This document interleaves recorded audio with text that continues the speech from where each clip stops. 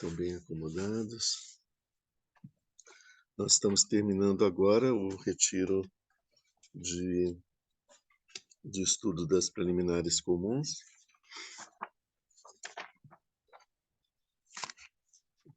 E nesse momento a gente vai retornar ao nosso estudo habitual de domingo, né? Nós estamos vendo o texto, o Mahayana Uttaratantra Shastra, que é o quinto tratado de Maitreya, que ele fala sobre a natureza de Buda. O Taratantra Shastra, ele significa, o significado do título é que é o tratado do sentido mais profundo do Mahayana, né? É o Tantra mais profundo do Mahayana. A gente sabe que a origem desse tratado é uma demanda de Asanga no século III. Asanga tinha uma dificuldade de compreender, de entender o significado da Prajnaparamita. Então ele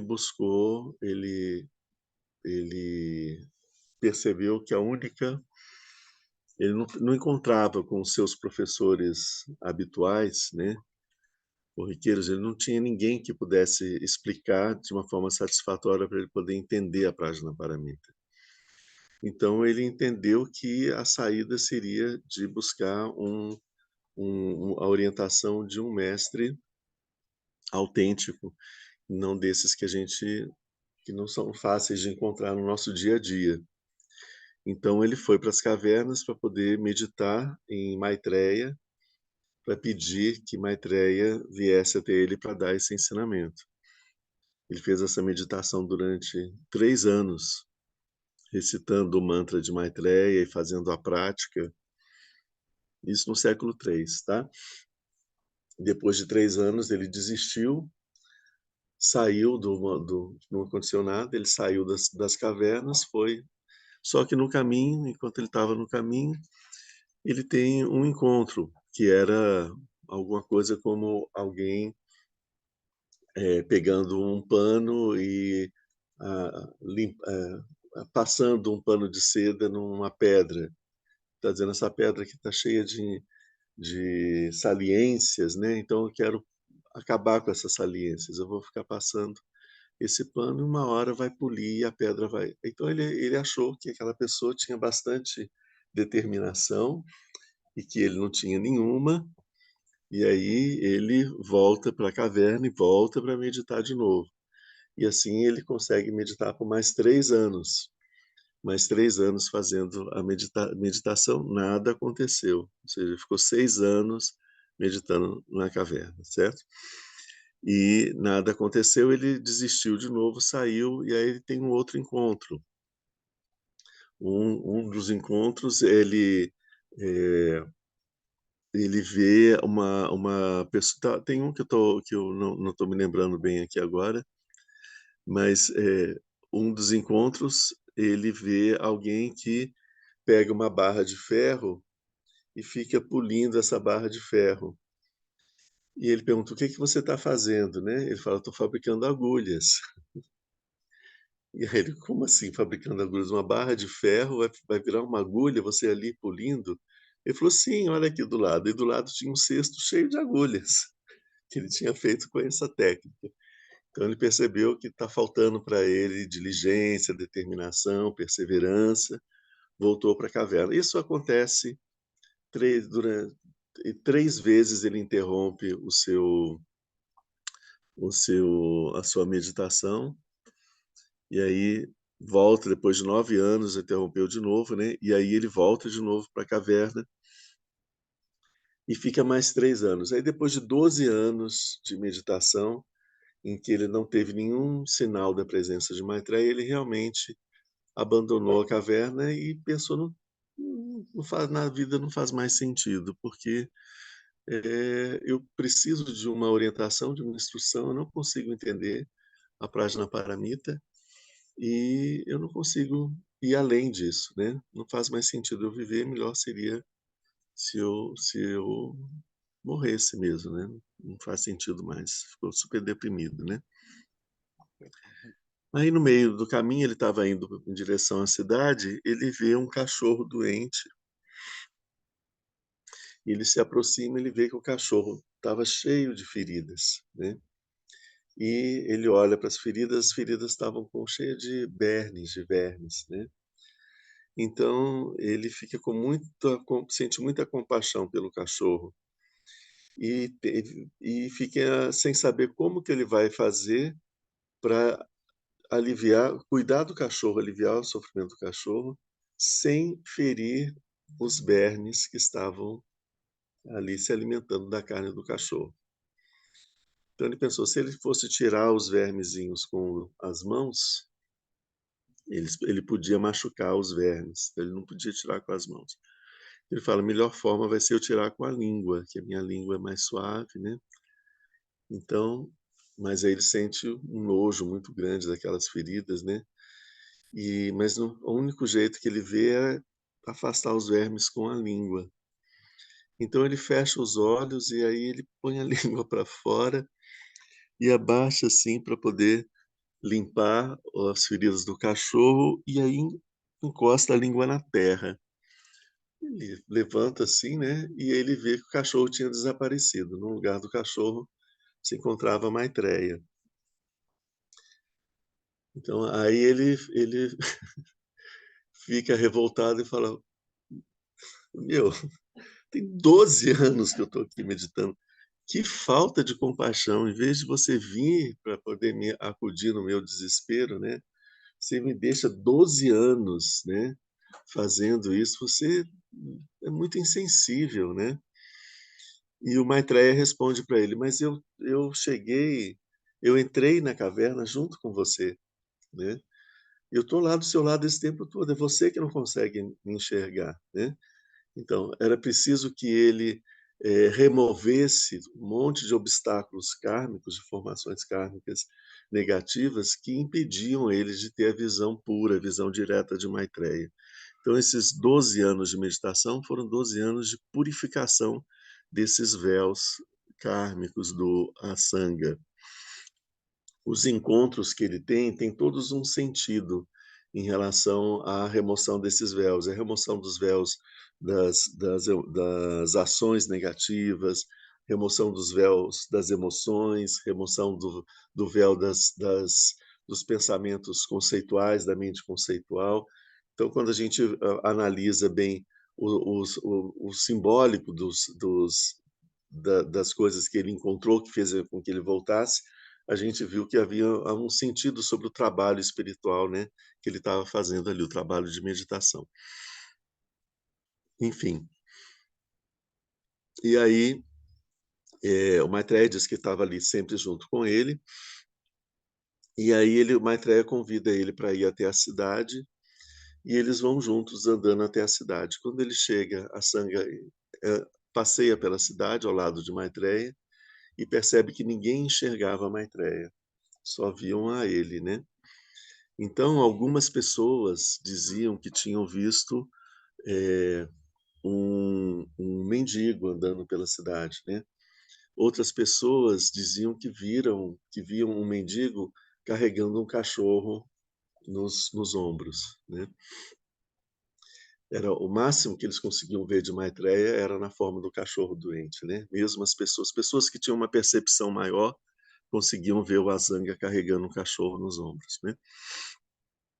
Enfim, né? Então isso é a história de onde surge o Taratantra Shastra, vem desse movimento de Maitreya, de Asanga, né?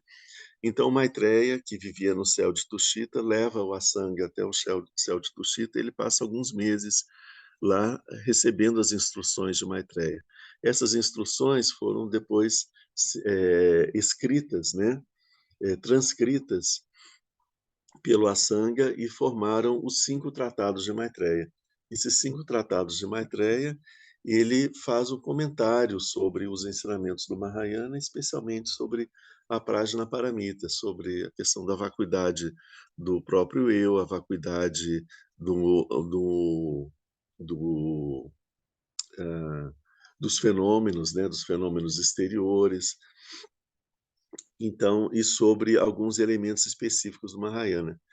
O quinto desses tratados, que é o que a gente está vendo agora, o Tara Tantra Shastra, é um tratado que fala especialmente sobre a mente de Buda. E é esse o ponto que a gente está vendo aqui, né? E a gente, quando esse tratado ele é bastante sintético, então ele no texto, assim que ele começa, ele diz que o tratado vai se transcorrer avaliando 7 pontos fundamentais, pontos diamantinos, né? Pontos cruciais, né? Gente, pontos Vajra, né? Vajra no sentido de preciosos, diamante. Vajra é uma palavra sânscrita que a gente traduz por raio, ou por diamante, ou por indestrutível, que tem o sentido de diamante, no sentido do que o diamante ele corta todas as pedras e ele é a mais preciosa de todas as pedras, né?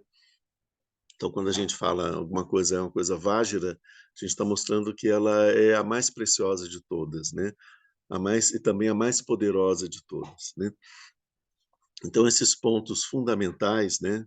Esses pontos Vajra, o primeiro deles, ele diz, o primeiro desses pontos é Buda, né? Então, o que que é Buda? Isso a gente já viu nos nossos estudos anteriores. A gente não está falando aqui de uma pessoa que a gente chama de Buda.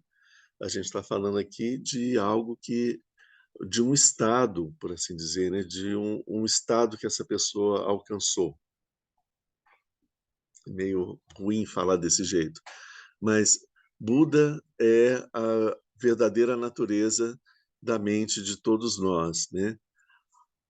Aquele que a gente chama de Buda é aquele que, através da prática, ele percebeu e reconheceu sua verdadeira natureza. Então, ele se reconheceu como Buda, né? Como que nós nos reconhecemos? Nós nos reconhecemos como seres humanos, como egos, né? Eus. Os animais se reconhecem como animais, né? Os deuses se reconhecem como deuses. Por isso que nós vivemos em mundos diferentes. Mesmo que a gente compartilhe do mesmo espaço, a percepção que a gente tem desse espaço é diferente, né? Uma formiga, quando entra aqui, ela vê essa sala de uma forma totalmente diferente. Ela vê a dificuldade de andar nesse chão aqui, ela vê alguns lugares que deve ter comida, alguns lugares em que ela está mais exposta, que ela tem medo, ela tem que andar mais para um canto. Nós chegamos aqui e vemos um templo, vemos lugar para sentar, lugar para fazer prosternações, uma direção, que o altar está numa determinada direção, então a prosternação a gente vai fazer para essa direção. A formiga não faz ideia do que seja o altar, do que seja a prosternação, nem nada. E para ela, para o mundo dela, não existe altar nem nada disso, existe só o mundo da formiga, né? É isso que faz sentido para ela. Os deuses, quando entram aqui, percebem esse espaço de uma forma totalmente diferente, que só os deuses entendem, né? Cada um desses seres tem uma autoidentificação como um ser, né? A formiga se vê como um animal, formiga, e mesmo que ela não goste de ser animal, vamos supor que ela não goste, né? Ela não tem como não ser. É assim que ela se enxerga, é assim que ela é, e por causa disso ela espertamente ela não vai achar que ela é um elefante, porque senão ela vai se dar mal, né? Então ela sabe muito bem quem ela é e aí ela vive desse jeito para poder se proteger. Nós somos seres humanos, nos enxergamos como seres humanos, também não somos idiotas nem loucos de achar que nós somos águias e vamos nos julgar de uma montanha para poder voar, porque a gente vai se esborrachar lá no chão. A gente sabe disso, a gente não vai fazer isso. Nós sabemos que nós não somos animais, né? Sabemos que nós somos humanos. Por mais doidos que a gente esteja, alucinados que seja, a gente tem um ponto da nossa mente em que a gente se reconhece como seres humanos. Mas e qual é a diferença? Buda, ele olha para si mesmo, ele não se vê como um ser humano, certo? Ele percebe que isso é uma ilusão. Ele vê a sua verdadeira natureza, que é Buda. Aí, quando ele olha para os seres humanos, ele fala, mas como assim, né? Como, grande bobagem, por que eles estão tão iludidos? Eles não são nada disso. Todos eles são Buda, né? Todos são Buda como eu, né? E então ele fica meio que sacudindo a gente para acordar e dizer, ei, acorda, você é Buda. Você não é o Pedro, você é Buda, né? Então, ele está tentando fazer isso, mas a gente nem percebe essa, né? Quando o Buda estava vivo aqui, para a gente, ele tentava fazer isso, mas só que, como ele era muito, como ele era Buda, né? Ele sabia o jeito de fazer isso e de tocar as pessoas. Então, ele foi tirando todas essas pessoas do Sansara, né? A gente pode voltar a falar isso mais para o final. Então, esse é o ponto. A diferença é que qual é a nossa diferença para a diferença dos Budas que a gente reconhece? Eles perceberam sua verdadeira natureza. E como eles perceberam sua verdadeira natureza como Budas, a visão que eles têm do mundo é completamente diferente da nossa, como seres humanos, dos animais, dos deuses. Porque a visão de mundo que a gente tem depende de como que a gente se enxerga, ou seja, do lugar onde a gente está, do nosso ponto de vista, né? Como nós somos humanos, a gente dá sentidos para as coisas que são sentidos comuns dos seres humanos. Se a gente for falar do mundo humano para os animais, eles não vão entender. E a gente não consegue entrar dentro do mundo dos animais e ver o mundo como os animais. Não é possível, né? Porque nós somos humanos, né? Talvez um Tarzan ou um Mowgli, alguém que tenha sido criado por animais, né? Pudesse ter essa visão, teoricamente, né? A visão do mundo como animais, a visão do mundo como seres humanos. Teoricamente, porque como eles nasceram como seres humanos, eles já tinham uma identificação como seres humanos antes do nascimento, que por isso eles escolheram o reino humano para poder nascer. Então, por isso que eu falei que teoricamente poderia ser assim, mas nem assim é, né? E mesmo nas histórias que falam desse, e houve fatos assim. Teve uma história, realmente a história do Mowgli vem de um menino indiano que foi encontrado junto com uma matilha de lobos, né? Então, realmente teve situações assim e esses seres adotaram o reino humano para poder se reconheceram como humanos, né? Bom, então, o que que eu estou querendo dizer com isso? Quando a Maitreya fala sobre o primeiro ponto é Buda, então ele não está falando de uma pessoa, né, do Buda Shakyamuni. Ele está falando de Buda de uma forma geral. Então, o que que ele fala sobre Buda? Ele diz, eu vou repetir de novo esse trecho, que é a parte dele que a gente está sempre fazendo os comentários, né? Esse é um trecho que realmente é atribuído ao Maitreya. O comentário, o que a gente tem, o tratado, tem trechos que são atribuídos a Maitreya e trechos que são comentário das palavras de Maitreya. Então, essas são as palavras de Maitreya. Ele diz assim: diante daquele que é a budeidade sem começo, sem meio, nem fim, que é pacificado e que despertou perfeitamente por si mesmo, e tendo despertado, ele mostrou o caminho seguro e sem medo para o despertar, para aqueles que estão na ignorância do despertar. Diante daquele que porta a espada do conhecimento e o excelente raio da compaixão, que corta em pedaços os jovens brotos do sofrimento e que destrói as muralhas da dúvida escondidas na espessa floresta das diversas visões errôneas, diante dele eu me prosterno. Nessa Nesses versos em que ele mostra que ele rende homenagem para Buda, quaisquer que sejam os Budas, Buda de uma forma geral, ele, ao mesmo tempo, ele descreve o que é Buda, né? O que é essa mente de Buda. Então, a gente já viu metade desse trecho aqui. A gente viu quando ele fala que Buda é sem começo, sem meio, sem fim, significa que Buda não tem um nascimento e uma morte. Ele é sem começo porque ele não aparece num determinado momento. Tudo que nasce, morre. O Buda é antes.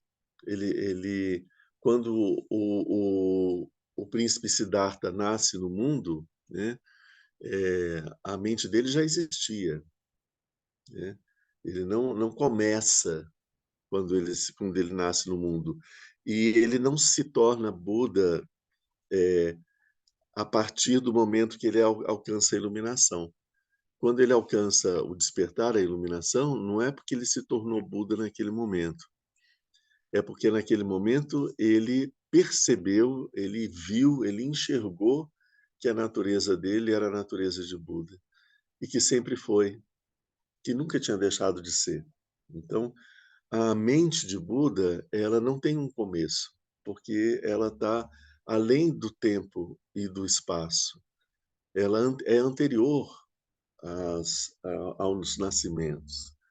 Se ela tivesse começo, ela teria fim. Como ela não tem começo, ela não tem fim. Se ela não tem começo, se ela não tem nascimento, ela não tem morte. Se ela não tem começo, ela não tem fim. Por quê? Ela não é um fenômeno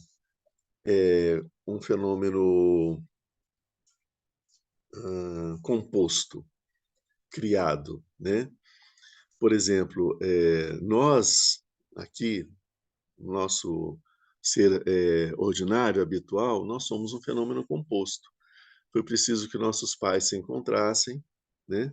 Que a gente fosse gerado durante 9 meses, que a gente nascesse, que a gente recebesse alimento. Vamos supor que na gestação tivesse tido algum problema, que ela não tivesse a nossa mãe não tivesse conseguido nos levar a gestação até o fim. Nós não existiríamos. Então, para que a gente exista hoje, foi necessário que uma série de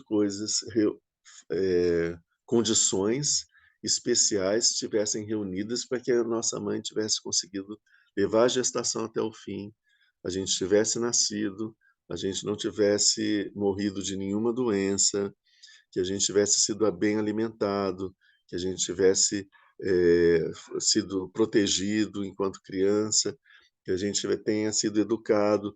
Então, imagina a quantidade de condições que foram necessárias estarem reunidas ao longo da nossa vida para que hoje a gente estivesse aqui sentado nessa reunião conversando. Estamos juntos aqui nesse momento. Uma quantidade infinita não, é finita, mas tá tudo bem, pode ser infinita de condições, porque além dessas condições ligadas ao nosso tempo, né, os nossos pais só existiram porque houveram pessoas antes dele, e houveram pessoas antes dele, pessoas antes dele. Então, isso vai remontando a a gente imagina que nós somos fruto de uma situação extremamente específica que conseguiu reunir infinitas condições muito específicas em momentos muito específicos para que aparecesse esse fenômenozinho, nós sentados aqui. Então, a nossa existência é uma existência composta. Se falta alguma dessas condições, o nosso fenômeno estar presente aqui não acontece. Se alguma coisa tivesse acontecido que tivesse chamado a nossa atenção ou tivesse exigido a nossa presença, se um pneu tivesse furado, se alguma coisa tivesse acontecido, a gente não teria chegado aqui agora. Uma coisa prosaica. Então, o fato de não ter tido nenhuma interferência também, ou seja, não só coisas, foi preciso reunir coisas para que reunir é, coisas que para favorecer o fenômeno, como também não estar presente as coisas que impeçam a existência do fenômeno, né? A gente teve que ter gasolina para poder chegar até aqui e teve que não ter problemas no carro para poder chegar até aqui, né? Então, todas essas coisas. Isso mostra que a nossa existência é uma existência composta. Ela depende de uma série de outros fatores, né? De uma forma muito simples, o budismo ele vai um pouco além. Ele diz que aquilo que a gente chama de eu, ele é a reunião de alguns elementos, né? De 5 elementos, né? Que são uma forma, que é o nosso corpo, as sensações, capacidade, né, de sentir, a percepção, que é tomar consciência daquilo que a gente está sentindo, nossas formações kármicas, que é o modo de funcionamento da nossa mente, e a consciência. Quando a gente tem esses 5 elementos juntos, que são 5 skandhas, a gente aparece uma imagem de um eu, né? Então, o eu é porque nós temos um corpo, temos sensações, percepções, consciências, né? Modos específicos de funcionamento da nossa mente. Se a gente não tivesse consciência, não teria eu. Se a gente não tivesse sensação, não existiria eu. Se a gente não tivesse percepção das coisas que o corpo sente, não teria eu também. Imagina, a gente tem um corpo, esse corpo sente, mas não existe uma mente que traduz essa sensação para uma percepção. Ela está desconectada de um corpo, pode ser num estado de coma, alguma coisa assim. Num estado de coma, você tem um corpo que sente, mas não tem uma percepção. Você tem uma consciência que às vezes pode estar alerta lá do outro lado ou pode estar mergulhada também numa inconsciência, né? Então, não existe o eu quando você não falta algum desses elementos. Sem o corpo, não existe mais o eu. O corpo dá essa. É por isso que diz que o eu, ele não é, ele morre com o corpo. Porque se você acabou o corpo, você tirou a base da existência desse eu. Isso significa que nós, que o nosso ser desaparece? Não, porque nós não somos o eu. O eu é um conjunto, esse conjunto de coisas. A nossa verdadeira essência, a nossa verdadeira natureza é mente de Buda. Ela existia antes de nós nascermos, continua existindo durante a nossa vida e continua existindo depois da nossa morte, porque ela não está relacionada com o nosso eu, com o nosso corpo, com o nosso instrumento de manifestação. Isso é uma criação da nossa mente, né? Ao longo dessa existência, a nossa mente constrói uma identidade de um eu que reúne as condições, forma um corpo, habita esse corpo. Depois, esse corpo desaparece, esse eu desaparece, mas a nossa consciência ela retorna depois numa outra situação, com um outro eu. Então, o Buda, quando ele fala sobre a não permanência do eu, é porque ele está falando para a gente que esse eu ele é composto. Então, ele não tem como permanecer. Mas o Buda não está dizendo que não existe. Ah, então não existe nada. Então a gente desaparece com a morte. Não, não existe nada. Ele falou, não. Ele nunca falou isso, né? E a gente tem essa dificuldade de estar entendendo isso, como que é. Então, afinal de contas, o eu existe ou não existe? Como é que a gente reencarna, né? Não tem essa expressão assim no budismo, mas é forma da gente entender, né? Como que a gente renasce, né? Não é o eu que renasce. Quem renasce é o fluxo da nossa mente, que renasce num outro eu, né? Claro que esse outro eu vai ter características muito parecidas com o nosso eu atual. porque são as características, os modos de funcionamento da nossa mente. Se a gente aqui aprender muita coisa, sutilizar a nossa mente, se tornar pessoas melhores, né, mais agradáveis e mais evoluídas, por assim dizer, na nossa próxima existência a gente vai ter um eu muito mais interessante, mais suave, mais pacífico, né, mais agradável. Mas se a gente, né, durante essa vida, a gente não mudar nada, a gente não evoluir em nada, a gente não aprender nada, a gente continuar fazendo as mesmas coisas sem nenhuma interesse em, em, num crescimento espiritual, a nossa existência seguinte vai ser muito parecida, talvez idêntica à existência atual, né? Ou seja, foi uma existência que foi uma perda de tempo, né? Então, se a gente não muda, né, a gente continua igual.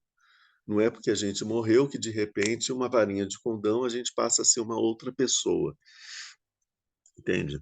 Pensando na possibilidade que nós acabamos de ver que não é tão fácil assim, de a gente renascer de novo com um corpo humano e ser de novo um ser humano, né? Então vamos abstrair a possibilidade da gente renascer em outros reinos, não vamos falar nisso, mas a nossa próxima existência humana, né? Ela vai ser parecida, ela vai surgir de acordo com os elementos que estão presentes na nossa mente, que são as nossas formações kármicas, vêm das nossas ações, né? Bom, o ponto que a gente que está falando aqui é que a mente de Buda ela não tem começo, nem meio, nem fim, ela não é composta, né? Quando fala que não tem meio, significa que ela não está num lugar específico. Por exemplo, o Buda não está sentado ali naquela imagem olhando para a gente. Não, Buda preenche todo o espaço, né? Como ele preenche todo o espaço e transcende o espaço, porque o espaço é um conceito limitado da nossa visão de mundo, como ele transcende o espaço, ele está em toda parte, não existe um único pedacinho da vastidão do espaço onde Buda não esteja presente. Então, se ele está presente em todas as partes, ele está presente em nós também, está presente nas formigas, está presente na matéria inanimada, então, por toda parte, Buda está presente, né?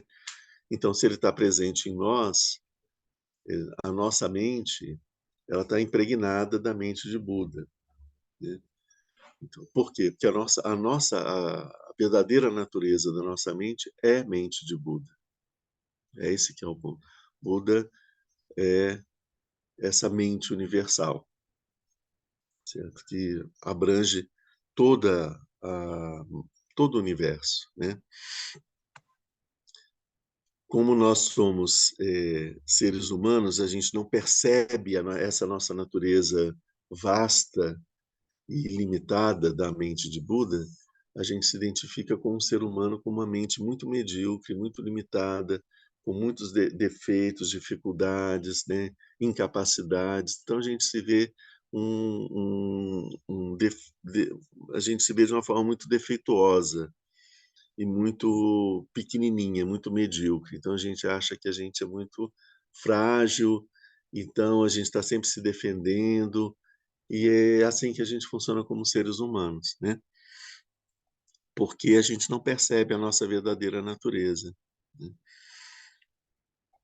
Aqui está dizendo, não tem também, não tem começo, não tem meio, não tem fim, porque não existe um ponto em que termine a mente de Buda e comece alguma coisa que não tem mente de Buda, tá? Ele cobre toda a vastidão, né? Ok. Então, essa natureza de Buda, como que a gente faz para a gente poder é, perceber isso, né? Outra coisa que ele segue aqui, que é pacificado. Então, a gente viu que esse pacificado significa que é uma mente que funciona de uma forma bem tranquila, calma, estável. como que funciona a nossa mente normalmente? A nossa mente está agitada por uma série de sequências de pensamentos, de contradições, de dúvidas, de questionamentos, de indecisões, indefinições. Então a nossa mente é um campo de batalha contínuo, né? Ou um liquidificador, a gente pode escolher a imagem, né? Mas é um furacão, um redemoinho, né? Às vezes a gente está um pouquinho mais calmo, mas é sempre existe um conflito, sempre existe uma dificuldade. A gente está sempre questionando e tentando entender, então a gente fica analisando as coisas e a gente fala, ah, tá, então agora eu entendi, né? A gente não entendeu absolutamente nada, mas o tempo todo a gente está falando, ah, agora eu consegui entender, então significa que é isso, isso, isso. A gente coloca tudo nas caixinhas. Só que as coisas escapam das caixinhas e a gente fica perdido por causa disso e a gente faz novas caixinhas para poder colocar as coisas e dizer no final das contas, agora eu entendi. Mas a gente nunca, porque a gente está sempre com uma visão da mente conceitual, classificando, catalogando e dando um sentido para entender os fenômenos, né, que a gente observa. Mas como a gente não percebe os fenômenos do jeito que eles são, a gente sempre inventa classificações que nunca funcionam, né? Então, esse funcionamento habitual da nossa mente, que é da mente conceitual, ele a gente relaciona com as coisas a partir do nome que a gente dá para elas. Por exemplo, há pouco eu falei desse altar. Altar é simplesmente uma palavra, é um nome, né? São sons. Pá, pá, pá, pá, pá. A gente, como seres humanos, a gente atribui um sentido para esses sons. Então, quando eu falo altar, todo mundo na cabeça aparece uma imagem de um altar. Aí a gente continua falando sobre o altar. O altar deve ser assim, assado. O altar budista é muito colorido, tem muitas flores, tem imagens. Enquanto isso, vocês estão criando essa imagem que o meu discurso está suscitando na mente de vocês. Então a gente fala, gente, esse altar a gente precisa de manter ele de uma forma iluminada, a gente tem que ter um respeito para ele. Vocês estão construindo isso na cabeça de vocês. Então, do que foi que eu falei, né? Tudo isso são palavras vazias. Isso daqui não é altar, certo? Altar é um nome que a minha mente está dando para isso. Isso daqui é um fenômeno, né? Vamos dar nomes, de novo utilizar a mente conceitual para descrever esse fenômeno, para tirar a palavra altar da mente, né? De foco. Aqui a gente tem madeira, tem pedra, tem metal, tem fogo ali, tem parafina, né? Tem alguma coisa que fica girando, tem coisas que ficam paradas, certo? Então, todo esse conjunto de coisas, a nossa mente olha e fica pensando: tem metal, tem uma coisa que está rodando, tem água, tem tigelas ali, tem gavetas, tem pedra, tem uma estátua. Isso é um altar, né? Aí ela fecha aquela gestalt, né? Aquele sentido, aquela imagem passa a ter um altar. A partir desse momento, morreu, né? Eu esqueço do fenômeno e fico com a palavra na minha mente. Então, a gente vai conversar. Pedro, você trocou as oferendas do altar, você fez não sei o que do altar, tarará, tarará, tarará. Eu não estou mais me relacionando com esse fenômeno que está aqui. Só estou me relacionando com os conceitos que tem na minha mente. A gente faz isso com as flores aqui, por exemplo, né? Estou vendo aqui essas flores. É, são flores, né? Vamos ser um pouquinho mais específicos, flores amarelas e flores vermelhas. Isso não são flores amarelas e flores vermelhas. Você tem alguns seres aqui, certo? Tem umas plantas, cada uma é diferente da outra. Tem aqui várias coisas que a gente chama de flor amarela, mas cada uma é única e diferente da outra, né? Se eu quiser me relacionar com esse fenômeno, eu tenho que me relacionar com ele individualmente, especificamente com aquilo que ele, com a essência que ele é, né? e não de uma forma geral, uma categoria, né? Não existe flores amarelas. Flores amarelas é uma invenção da nossa mente. Agora, existe esse fenômeno, aquele,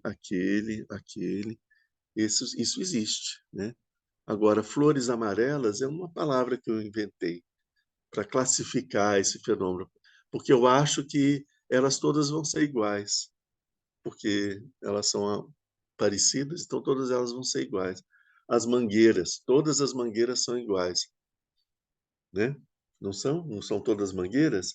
Vai comer uma manga de cada uma delas e vai perceber se são todas iguais. Cada uma vai ter uma fruta diferente. Até as mangas da mesma espécie vão ter diferenças, porque elas são específicas, né? Não existe nada que seja igual, né? Então, essa mente da gente, em vez de se relacionar com os fenômenos da forma como os fenômenos são, ela se relaciona com os fenômenos da forma como ela interpreta, classifica, entende? Então, a gente se destaca do mundo e fica dentro da nossa mente se relacionando com um monte de palavras. E assim a gente vai para o trabalho, está ali no computador e tudo, só com as palavras na nossa mente, né? A gente trabalha com, com pessoas que têm problemas de saúde, está ali no computador, gente, são só palavras, números, né? E é, padrões de funcionamento, né? Protocolos, tá. A gente fazendo um monte de coisa, né? A gente trabalha com pessoas em situações diferentes, às vezes, né? Ou então a gente trabalha com empresas, né? E tudo são palavras, palavras, palavras. A gente vive nesse mundo das palavras e a gente esquece que tem um sol brilhando, que tem um passarinho cantando, que a realidade é uma outra coisa.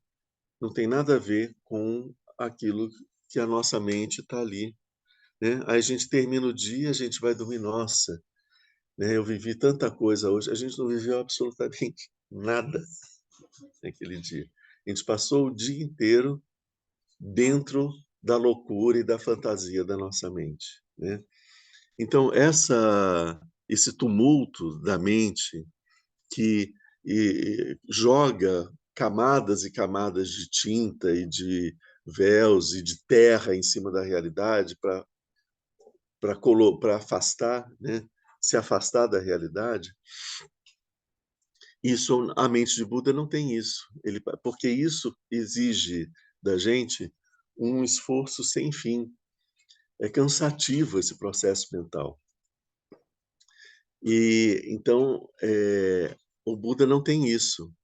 Quando a gente está meditando e a gente consegue pacificar a nossa mente, e a gente chega no momento em que a gente consegue até ter um descolamento dessa mente e perceber que esse nosso ego é um pensamento, é um construto que a gente se desidentifica com o nosso ego, a gente vê a mente com a sua natureza mais clara, verdadeira, né? A primeira coisa que a gente sente é um frescor, um alívio, uma paz, né? Passou, né? É suave, né? A gente se livrou de um fardo que estava nos nossos ombros, né? De uma canseira, de um calor, né?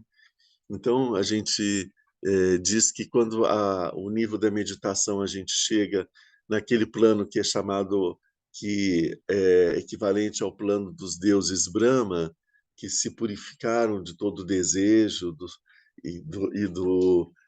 dessa busca incessante de satisfação desse desejo, eles a mente deles está tranquila, está calma, está purificada, eles sentem como se você tivesse num calor de uns 50 graus e de repente entrasse dentro de uma piscina de água fresca. Sabe quando sai a fumacinha e faz aquele barulho?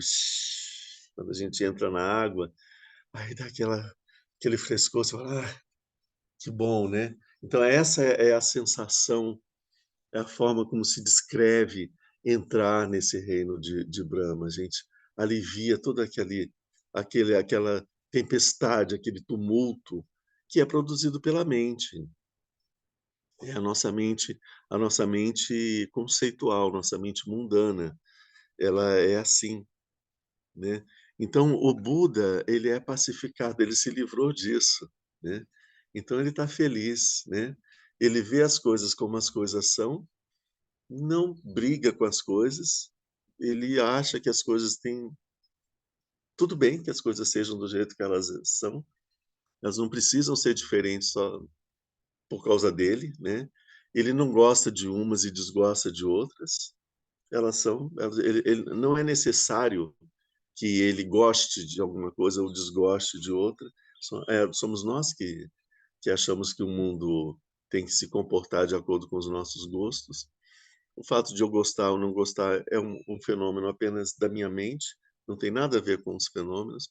As coisas são como elas são e pronto, elas têm todo o direito de ser como elas são, vão continuar sendo como elas são, elas não vão mudar porque a gente quer que elas mudem, né? Elas vão continuar sendo o que elas são. E se a gente insistir em querer mudar elas, a gente vai estar brigando com elas, a gente vai estar sofrendo, fazendo elas sofrerem, mas elas não vão mudar porque elas têm a natureza delas e vão continuar seguindo a natureza delas. Então, é uma briga inútil, um sofrimento inútil, como se houvesse algum sofrimento que fosse útil, né? Todo sofrimento é inútil, porque ele mostra que é uma inadequação, um conflito com a realidade. Então, isso é o pacificado. Depois tem o ponto que o Buda despertou perfeitamente por si mesmo. Isso a gente vê na história do Buda, que o momento ele recebeu instruções de vários mestres, sim, ele teve vários mestres, mas esse momento final, esse pulo do gato, um momento em que ele consegue enxergar a si mesmo, é uma coisa que é absolutamente solitária. Ninguém pode dar isso para gente, né? Porque isso é uma autopercepção, né? O processo do despertar é um processo de autoconhecimento. Significa quando eu paro de achar que eu sou uma coisa que eu não sou e descubro o que eu sou de verdade, né. Então isso vai além das psicoterapias e das psicanálises, de todos os processos psíquicos, que todos esses processos trabalham em cima do ego, tentando fazer uma percepção do ego. Mas o despertar do Buda, ele não ele ultrapassa o ego. Ele chega ao ponto de dizer: "Não, eu não sou esse ego, então o que é que eu sou?", né. E o que é que eu sou não tem características, né. Então, tá além de todas as características, né, é nu, né. Não é vestido com roupas, com estilos, com culturas, com nomes, sobrenomes, com linguagens, com países, né, com etnias, né, com sexo, ou então nem com uma identidade como ser humano. A gente, eh, se enxergar a nossa verdadeira natureza, que é a natureza de Buda, significa ultrapassar a nossa última identificação, que é a gente se identificar como um ser humano. É o momento que a gente percebe que a gente não é um ser humano, que isso é uma enganação, é uma ilusão. A gente se equivocou, que a nossa natureza é outra coisa, né. Então vocês veem, a ficou para trás um monte de coisa, a nossa identidade de nação, de língua, de cultura, todas essas coisas são decorrências, né, são, eh, coisas que foram acrescentadas, foram roupas que a gente foi vestindo ao longo da nosso processo de auto-identificação, de querer construir um personagem, né. A gente foi juntando esse monte de coisa. Então, quando a gente percebe que nada disso é da nossa verdadeira natureza, nem o fato de ser humano é da nossa verdadeira natureza, que nós não somos nem humanos, nem animais, nem deuses, nem nada disso, né, que tudo isso são equívocos e que a nossa verdadeira natureza é Buda. Então, quando nós percebemos que a nossa verdadeira natureza é Buda, a gente olha e vê o Sansara, com os seres desses 6 reinos, sofrendo, brigando, correndo, correndo de um lado para o outro, lado para o outro, lado para o outro. E você fala, gente, mas para que isso, né? Que loucura é essa, né? Uma existência totalmente sem sentido, sem sentido, sem sentido, e preso num pesadelo, num sonho, né? Uma loucura, né? Então esse despertar, esse último passo é solitário, é feito por nós. Sempre um Buda vai se tornar Buda sozinho. Nunca ele vai, mesmo que ele tenha uma pessoa do lado dele, assim, faz isso, faz aquilo, tá, né? Mesmo que ele que tenha alguém ali do lado dele, ele está sozinho, porque esse é sozinho que a gente se enxerga, né? Se tem alguém falando do nosso lado, atrapalha, né? A gente tem que estar sozinho para a gente poder se olhar para nós mesmos, né? Então, isso tudo foi o que a gente já viu ao longo desses dias, né? Mas falado de uma forma um pouco diferente. Aqui a gente pega a partir de agora, a gente quer ver mais o que acontece depois do despertar do Buda, depois que você alcança essa autopercepção. Quando você alcança essa visão de si mesmo, você olha para o universo, olha para fora, para os fenômenos, e você percebe as coisas do jeito que elas são. Por quê isso? Porque não tem mais a nossa mente habitual que fica julgando imagens para a gente fazer, para projetar, para a gente tentar encaixar os fenômenos nessas imagens. Não tem mais a nossa mente classificando as coisas, né? Então, eu não vou ver mais flores amarelas. Eu vou ver a Maria, o João, o Antônio e a Jacira, né? Ali. Cada uma delas tem o seu nomezinho, né? Entre aspas. Mas, assim, o que eu quis dizer, cada uma delas é um ser completamente diferente. Eu não posso tratar elas da mesma forma, né? Porque elas não são iguais, né? Os fenômenos não são iguais, não se repetem. E E eles têm uma existência composta. As flores, elas vão nascer, eu falando de uma forma geral, né? Tentando fugir um pouco dessas generalizações, elas vão nascer, elas vão crescer, vão ter as suas cores, suas flores, etc. Elas vão desaparecer, que são fenômenos compostos. Outras flores vão nascer e vão desaparecer, e outras também. E ao longo dessa sequência de plantinhas e de flores, nenhuma em nenhum momento é igual a nenhuma outra em nenhum outro momento. Cada uma delas é única, né? O Buda percebe isso. Todos os fenômenos do universo estão sempre nesse movimento de nascer, existir e morrer, nascer, existir e morrer, de acordo com a reunião das causas e condições, né? E que nunca se repetem. Cada vez que eles surgem, vem a existência, eles são únicos, né? Naquele momento, nunca se repetem, né? Então ele tem essa percepção do mundo externo, ele vê as coisas do jeito como as coisas são, né? Sem atribuir se eu gosto disso, se eu não gosto, se isso está perto, se está longe, se está em cima, se está embaixo, tudo isso são coisas relativas, são percepções relativas que estão centradas no nosso ego, né? O nosso ego, que é pequenininho, vê uma coisa como grande, se for maior do que eu, pequena, se for menor do que eu, perto, se estiver aqui, porque o eu está aqui, né?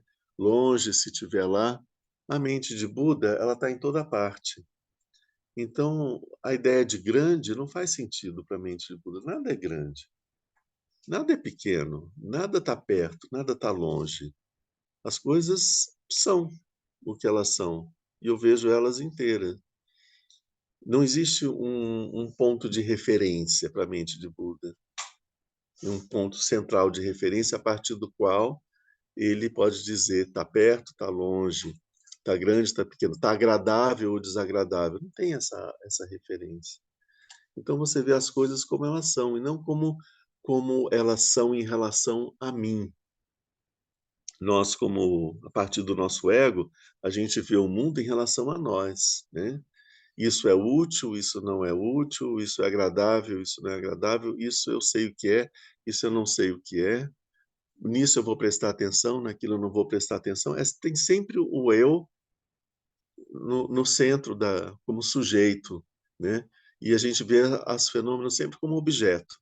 É sempre eu e um objeto. Eu, objeto, objeto. É sempre objeto. O tempo todo é a relação de objeto, né? Relação de objeto é eu faço sobre isso, ou então eu recebo disso, mas é sempre por que é sempre objeto? Porque sempre o protagonista sou eu. E o outro não tem protagonismo nenhum. Ele sofre a influência do meu eu, de dizer para ele: você cheira mal, você cheira bem, você tem essa cor que eu não gosto, tem essa cor que eu gosto. É um eu protagonista se relacionando com uma coisa que a única coisa que ela pode fazer é. Ela não pode fazer nada, né? Porque eu não vejo ela como sujeito. Eu vejo ela sempre como um objeto de mim, né? É assim que nós funcionamos. Para o Buda não existe objetos, não tem objetos. Ele percebe todas as coisas como as coisas são, sujeitos, né? Então, para o Buda existem sujeitos, existem é, seres, existem outros, né? E existem todos os outros, todo o conjunto dos seres, todos eles têm uma, um protagonismo, uma existência, uma, uma, uma especificidade, uma vida, uma identidade, né? Então, o Buda olha para o Sansara e vê um monte de seres, nós, né, mergulhados no Sansara. E ele olha para o Sansara e ele percebe que todos nós temos a mesma mente de Buda que ele tem. E ele percebe que a gente não percebe isso da mesma forma como ele não percebia. E ele percebe que a gente sofre por isso da mesma forma como ele sofria, né? Às vezes sofrendo muito mais, dependendo das condições que o Sansara,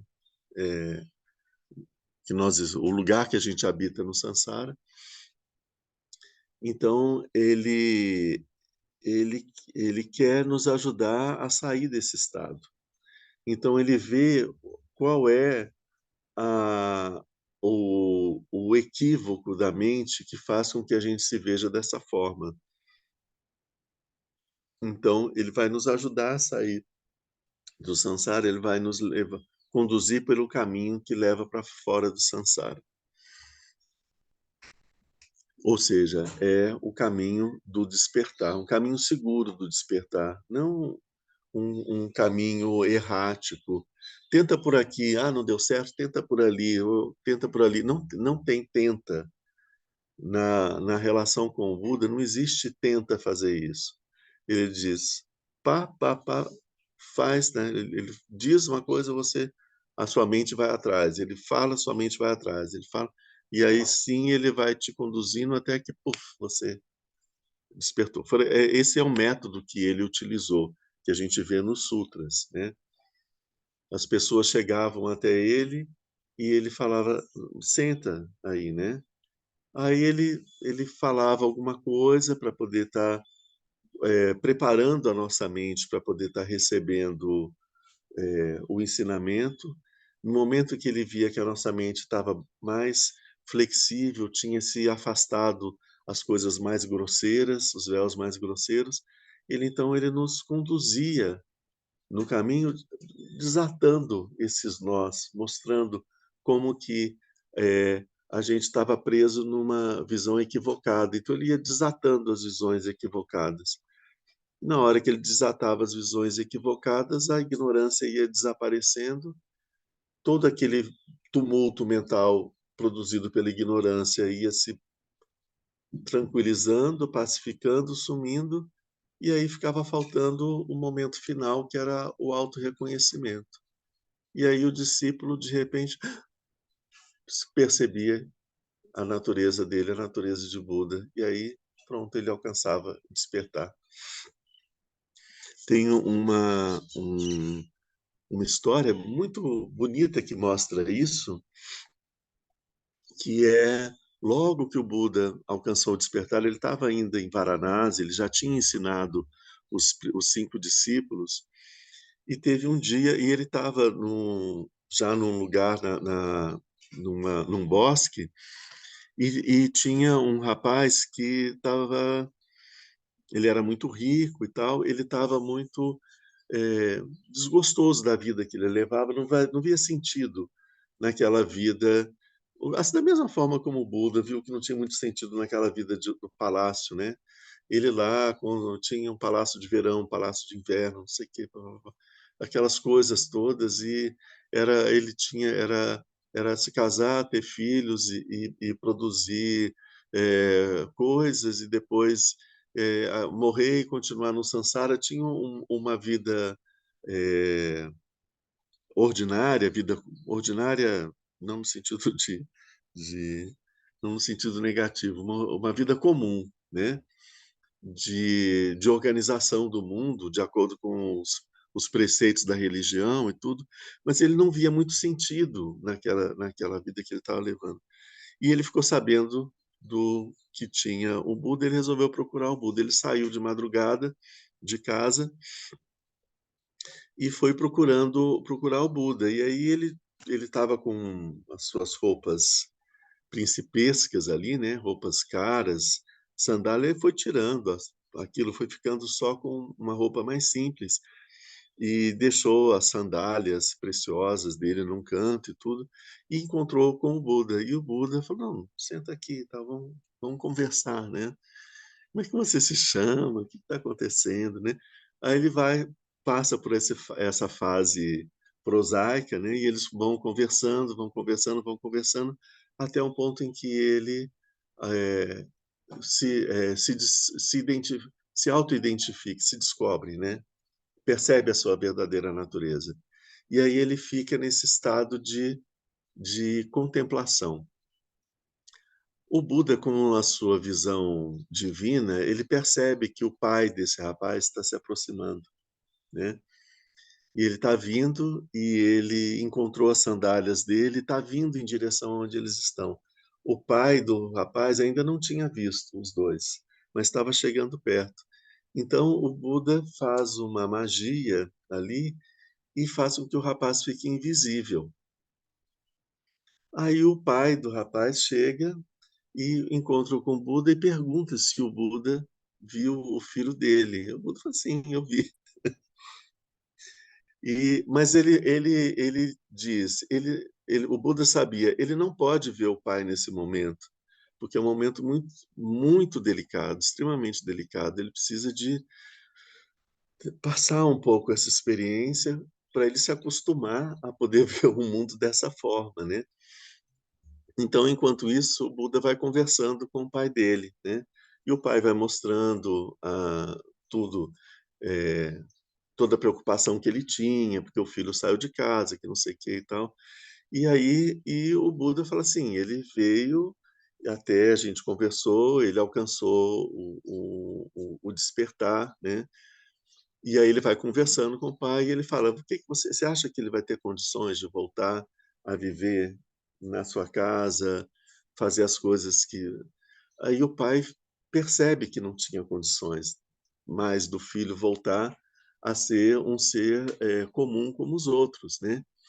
Então, aí, quando o pai percebe isso e percebe que o filho dele precisa de ter um modo de vida diferente a partir daí, então, aí, nesse momento, o Buda tira aquele véu de ilusão e faz com que o pai, então, encontre com o filho e perceba o filho e entenda a delicadeza do estado que o filho tinha alcançado, né? Então, como essa, a gente vê os primeiros tempos do Buda, é uma sequência de histórias muito individuais em como que ele vai conduzindo os seres, era geralmente assim, ele começava de manhã, no final da manhã você já tinha alcançado o despertar, né. Aí à tarde era um outro que ele ia conversar, no final da tarde o outro já tinha alcançado o despertar, então era uma sucessão, né. E aí sempre ia dizendo: "Então agora no mundo existiam 6 arhats, né, agora são 7 arhats, agora são 8 arhats", porque e cada um é num espaço de tempo muito curto, porque havia esse conhecimento do Buda de o que é que fazia que a nossa mente não se enxergasse como ela é. É claro, é óbvio que os primeiros discípulos do Buda eram as pessoas que viviam no mundo que estavam mais em condições mais próximas de alcançar o despertar, mais prontas para alcançar o despertar. Por isso elas alcançaram nessa rapidez muito grande. Ao longo da vida do Buda, ele segue com a sua comunidade de monges e esses eles demoram um pouquinho mais, estão demorando mais, alguns não nem chegam, né, mas é porque já são os outros seres que foram se agregando ali, né. Então, aqui, por que é que o Buda ele faz isso? Ele age assim? Porque o Buda, a visão da mente de Buda percebe as coisas como elas são. Percebe a si mesmo como você é de verdade, mente de Buda. Percebe os fenômenos como os fenômenos são. Você percebe a vacuidade do eu, ou seja, o eu é um composto, ele não tem uma existência própria. Ele existe só enquanto um composto, né. Não quer dizer que ele não exista, ele existe de uma forma composta, então ele existe transitoriamente, ele é um fenômeno que tem começo, meio e fim, né. Ele percebe a vacuidade do eu, percebe a vacuidade dos fenômenos. Todos os fenômenos são compostos, têm início, meio e fim, são um processo, algo que acontece, que passa, outra coisa surge, que passa, que surge, que passa. Tem alguma coisa que continua de uma manifestação para outra? Tem. Então, as pessoas também são assim, né, tem a mente delas, o contínuo mental vai de uma vida para outra, etcétera. O Buda enxerga tudo isso, né. Essa é a visão da vacuidade. Enxergando tudo isso, ele percebe também que existe um sofrimento que é fruto da ignorância, que se as pessoas se reconhecessem como elas eram de verdade, elas não sofreriam. Então, aí ele sente uma profunda compaixão, né, uma profunda compaixão, porque ele vê aquela pessoa que está dormindo e que está sacudindo, chorando, gritando, você vê: "Nossa, está tendo um pesadelo", né. Aí você vai e você acorda e fala: "Não, isso é um pesadelo", você não sacode como eu fiz com o Pedro. Você chega pertinho e fala: "Você está sonhando, isso é um pesadelo, vamos acordar, né, acorda, isso é um pesadelo", para ajudar a pessoa no processo de acordar, e aí você toca e tudo, aí ela desperta, né. É isso que a gente faz. Imagina o Buda que percebe o pesadelo da nossa existência, ele quer nos acordar disso, né. De que forma ele vai fazer para isso? Às vezes ele vai entrar dentro do nosso sonho, né, vai passar a ser um personagem do nosso sonho e vai desconstruir aquele pesadelo e fazer com que a gente, no final, acorde. É isso que ele faz, né. No nosso sonho, eu não posso nem dizer sonho acordado, né, porque a gente esse nosso isso é um sonho, né, a nossa existência como ser humano, ela é um sonho no sentido de que ela não tem uma realidade em si, né. Ela é fruta de um equívoco, de uma percepção equivocada, né. Imagina se eu chegasse aqui para vocês e falar: "Gente, olha só, vou contar uma coisa para vocês, vocês não estão no planeta Terra, vocês todos já morreram, nós estamos no planeta Marte, e a gente está conversando aqui assim, assim, assim". Você vai: "Imagina, esse cara tá doido, é claro que eu estou no planeta Terra". "Não, eu vou provar para vocês, vocês estão no planeta Marte. Olha só aquilo, olha aquilo que vocês não estão vendo, vê aquilo, ou esse calor", e tal. Aí, de repente, você fala: eu estou no planeta Marte, eu não estou mais no planeta Terra. Tudo aquilo virou um sonho. Eu falei, gente, como é que eu pude ficar enganado esse tempo todo, né? Desapareceu. A gente ri das, dos sofrimentos da gente, porque nada daquilo, a gente viu que nada daquilo era, tudo aquilo era um equívoco. Ah, eu entrei aqui achando que era, não vi que não era, né? Muitas vezes isso acontece na vida da gente. A gente está com uma visão determinada da coisa, a gente entra achando que a situação é uma coisa, se comporta, de repente a gente vê que as pessoas estão falando de uma coisa completamente diferente, tem nada a ver com o que a gente estava pensando. Então, desfaz tudo, a gente vê que aquela situação toda foi um grande equívoco, né? Esse despertar para essa realidade, né? Não, a gente está no planeta Terra, pelo menos que eu saiba. Até então, não estamos no planeta Marte, né? Bom, então, o estado de Buda, além de ter essa visão clara das coisas, é imediato que ele sinta essa profunda compaixão.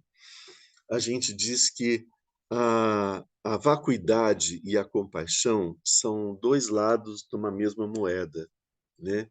Não é possível a gente perceber a vacuidade sem compaixão. Não é possível a gente sentir compaixão sem perceber a vacuidade. É uma coisa só que, se a gente olha por um lado, a gente chama de vacuidade, quando a gente olha por um outro, a gente chama de compaixão. Então são inseparáveis, né? É por isso que aqui esse dó e o sino, vocês vão ver na mesa dos professores, né? Sempre você tem o dó e o sino juntos, nunca estão separados, né? Você pode mexer um com uma mão e tudo, mas sempre os dois estão presentes. Por quê? Porque o sino é a vacuidade e o doge é a compaixão. Então eles sempre estão presentes um do lado do outro. É um símbolo disso. Não. O Doge é a vacuidade, né? Não, o doge é a compaixão. A vacuidade é o sino. Olha, a vacuidade. Você, por causa da vacuidade, você escuta o som. Né? Então, em seguida, o texto diz o seguinte: diante daquele que porta a espada do conhecimento e o excelente raio da compaixão. Então, ele tem a espada do conhecimento, porque ele conhece a verdade, ele percebe as coisas como elas são, e ele tem o dorje da compaixão, o raio da compaixão na mão. Então, o que, que ele faz? Com essa espada do conhecimento, ele corta em pedaços os jovens brotos do sofrimento. O que, que ele está querendo dizer com isso? O Buda, no contato que ele tem com a gente, ele, com o seu conhecimento, ele vai identificando o momento que o sofrimento está aparecendo. A plantinha começou a brotar e ele está falando, ali um sofrimento. Aí ele vai lá com aquela espada e poda aquilo, corta aquilo fora. É interessante que o texto fala jovens, ou seja, bem no início, brotos, né? Ele não fala da ramos, florestas, galhos, caules, ele fala de brotos, é um brotinho que está surgindo, o sofrimento está começando a surgir e com o conhecimento o Buda corta aquilo, né? Ele faz isso cortando nome e forma. E no outro texto a gente vê como que ele faz isso. Quando a gente está naquela fase da originação interdependente, onde a gente começa a dar, a dividir as coisas entre eu e o outro, a minha mente e o meu corpo, e dar nomes para as coisas, né? O mundo dos nomes passa a ser o mundo da mente, em, olhando para o mundo das formas. Aqui estão as formas e aqui está o nome que eu dou para essas formas. Essa dualidade entre em que você se destaca do fenômeno lá fora e você se volta para a representação que tem na sua mente, né? Então ele vai justamente nesse ponto aí e corta esse processo, que é um processo que vai produzir sofrimento mais na frente, né? Então ele já ataca aí com o conhecimento. E, e com o raio da compaixão, ele destrói as muralhas da dúvida, escondidas na espessa floresta das diversas visões errôneas. Aqui, quando ele fala das visões errôneas, ele não fala de brotos, né? Ele fala das espessas florestas, porque as visões errôneas são a consequência das nossas formações kármicas.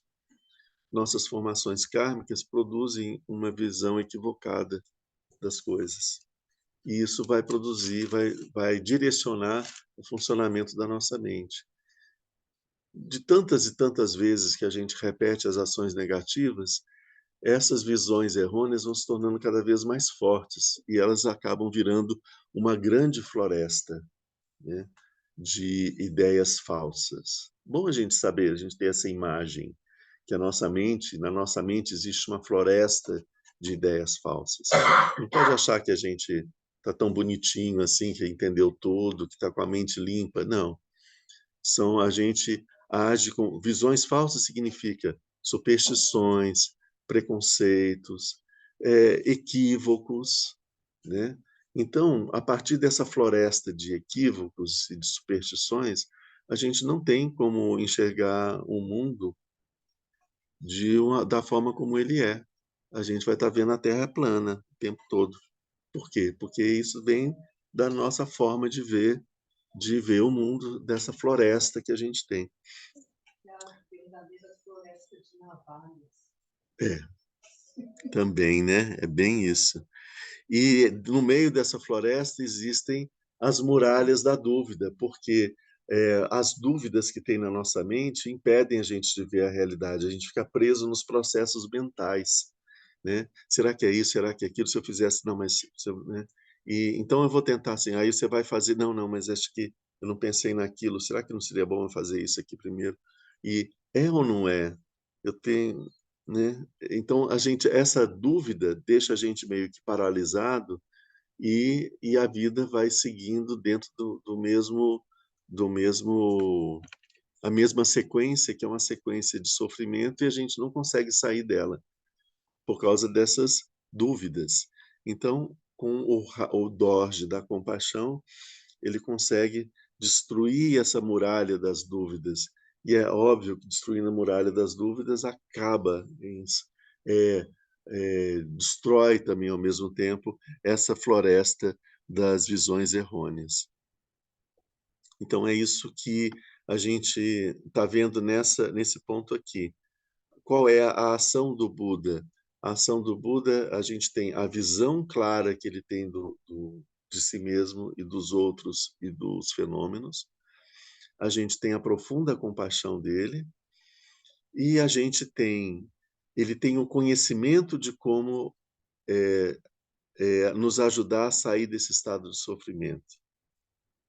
Ele tem a compaixão que o mobiliza a fazer alguma coisa. E ele tem o poder para fazer isso. É isso que está falando quando ele fala, ele tem a espada do conhecimento e o dorje do raio da compaixão. Isso, porque ele tem o poder de fazer isso. Então, o Buda age. E qual é o poder que ele tem? Ele vem, ele nos ensina e nos conduz a seguir o mesmo processo e consegue nos fazer chegar até o ponto onde a gente pode se tornar um Buda. Esse ponto final, como a gente viu, a gente tem que fazer sozinho, né? Então, isso representa Buda. Várias coisas, né? A gente tem a mente de Buda, que é a nossa natureza, né? A gente tem essa percepção de que a mente de Buda é uma coisa e a mente habitual nossa é outra coisa totalmente diferente. Nossa mente habitual ela é fruto da ignorância. Como a gente não se reconhece como mente de Buda, a gente está encoberto pela ignorância. E a ignorância faz com que a gente se identifique como, no nosso caso, como seres humanos, né? Nós nos vemos como seres humanos. Como nós nos vemos como seres humanos, a gente naturalmente enxerga o mundo como seres humanos e a gente vê outros seres humanos, conversamos com eles, todos temos um pacto de um acordo e uma visão semelhante e vemos todos o mundo praticamente da mesma forma. Habitamos esse mundo, né? E aqui a gente já está sofrendo há bastante tempo sem perceber, né? Então, isso é uma coisa. A silenciação dessa mente comum, habitual, é um processo de pacificação que permite que a gente enxergue a mente de Buda e se identifique com ela, né? A gente viu sobre o processo do despertar, que é esse último passo quando a gente se reconhece, né?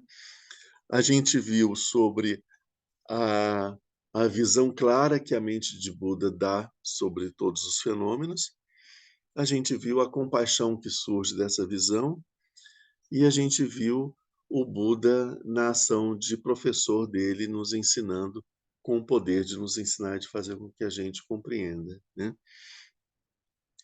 Então, tudo isso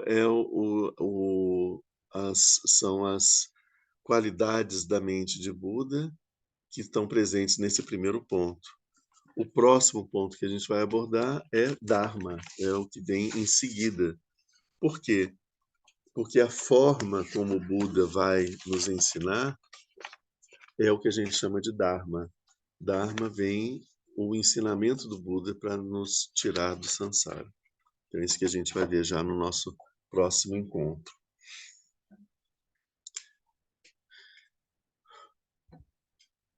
Tem alguma dúvida, alguma coisa? Gente, tranquilo, tá claro? Maravilhoso. Deixa eu ver aqui o chat, o que que tem.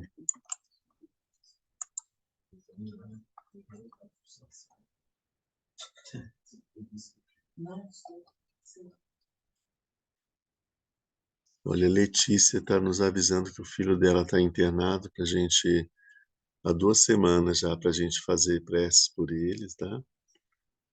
A gente já vai fazer na prática de Tirenzi, fazer preces pelo Luca.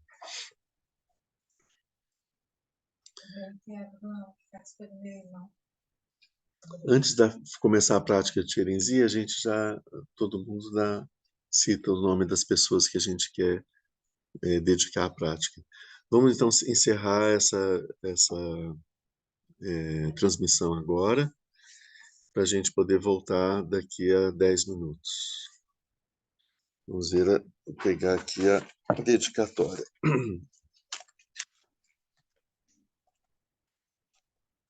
Graças a essa virtude, tendo realizado rapidamente uma Mahamudra, possa eu conduzir a esse estado todos os seres sem exceção. Pela graça dos Budas que obteve os 3 corpos, pela graça da imutável verdade do Dharma em si, e pela graça da infalível aspiração da Sangha, possa essa súplica de dedicatória realizar-se tal como ela é. Estou precisando conversar com as pessoas que fizeram o retiro.